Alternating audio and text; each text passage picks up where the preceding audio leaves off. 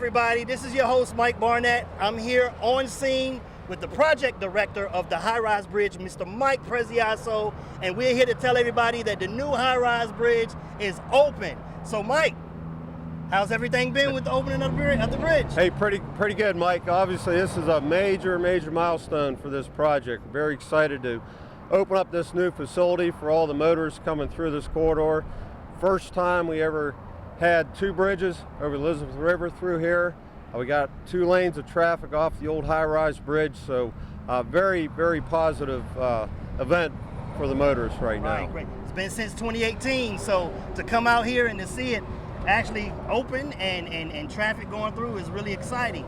So what's been the feedback or any information that you've received back from the opening? Yeah, so far, I mean, everything but positive. I mean, of course, you know, the old high-rise bridge, very narrow pinch point through this interstate system. Bridge openings, if you're going east or westbound in the old days. Now, this last week, if you're traveling from Suffolk towards Virginia Beach, no more bridge openings.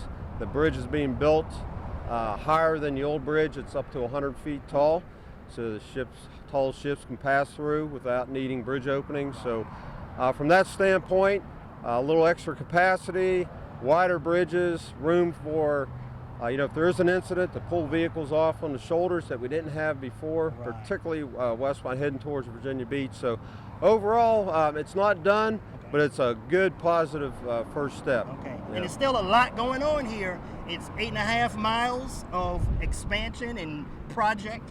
So, I mean, how has all of that been? I mean, with the widening, with the project moving forward, next phases or anything along those lines?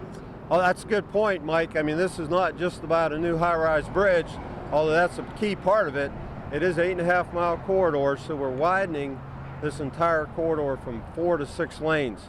And that work's still under construction, but we needed to get the lanes separated to finish those additional lanes. So at the end of the project, we'll have 3 lanes in both directions, 2 general purpose lanes, no tolls, and 1 express lane, which motorists will have the option of either being HOV 2, okay, or they could choose to pay the toll and ride in it as well. So more options, more lanes, more capacity, less congestion. Right. That's what we're heading for. Okay, yeah. So I know I was asked by a couple citizens that will there be tolls on the bridge itself, just on a whole?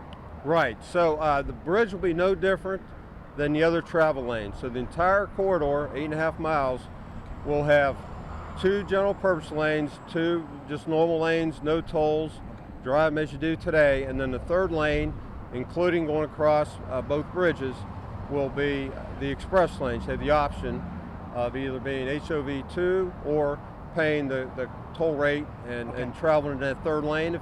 If you're in a little bit more of a hurry, need to get home, well, you know, you make those decisions as you drive through the corridor.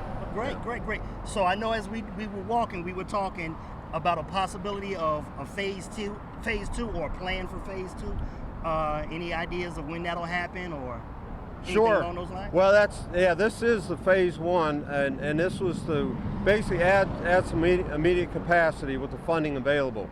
It's about a $440 million construction project. It still utilizes the old high-rise bridge, so we're gonna keep the old high-rise bridge in play.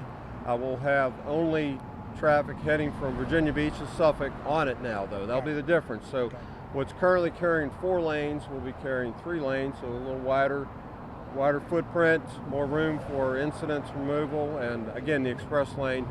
The phase 2, the ultimate build out of this corridor, is an 8-lane interstate system, 2 general purpose lanes, 2 express lanes through the whole corridor, a replacement of the existing high-rise bridge. At that point, that's sometime in the future, not funded right now, major project. So this is to get us, you know, a step towards that ultimate build out and replacement of the old high-rise bridge, which was built in the 1960s. And then there's an interim step to that too that we've been able to introduce during construction. It's been added in since this project started, and what's being built, you can't really notice it to the traveling public, but we're building the infrastructure for what's called basically a second part-time shoulder express lane. So as I mentioned, there'll be 3 lanes, 2 general purpose lanes and an express lane. Well, in addition to that express lane, we're building a very wide shoulder to the inside, and that shoulder is going to be wide enough during peak needs at some time in the future, not at the opening of this project because it requires some additional work to actually operate it, but it's being built wide enough to accommodate a part-time shoulder express lane. So if you had peak congestion, let's say during rush hours, you can turn it on and off. Similar to the shoulder lane, I guess, over the 264 area right now coming out of Virginia Beach. So we'll have that capacity to introduce that sometime after opening this project and before the ultimate build-outs. Right. Neither one of those programmed in yet, but we're putting those infrastructure, the width, the drainage, the capacity for the overhead, additional signage, and some of the communication systems in place now to facilitate that should the department want to activate that in the future years to come. Great. Exciting project. It's always good to see it going from paper to this. I tell you, when we got the word that it was open, we was like, hey, we got to come on out. We got to get Mike out here, and we got to talk about this. So anything else you would like to say before we end this segment? Well, like I said, we got a lot of work left. The opening the bridge isn't the end game. It's a start to the end, though. So there's a lot of work, particularly on the roadway portion now. So we have to now align the new lanes with the 2 bridges.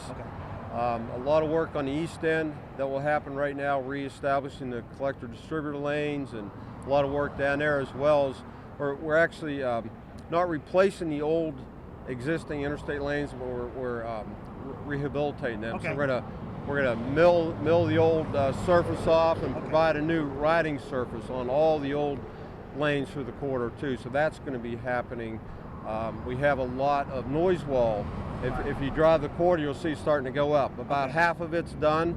A total of 8 miles of noise wall for the adjacent residents and citizens through the corridor. So that's now happening with the bridge opening, able to finish those facilities as well. So through the rest of the year and into the early part of next year, we finishing up key construction aspects and then starting to get into the testing of the toll, the express lanes, and getting those activated in the early part of 2023. Great, sounds good.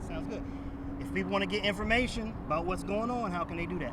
Well, I would start with the website, project website, 64highrise.org. Great place to get updates on traffic, progress.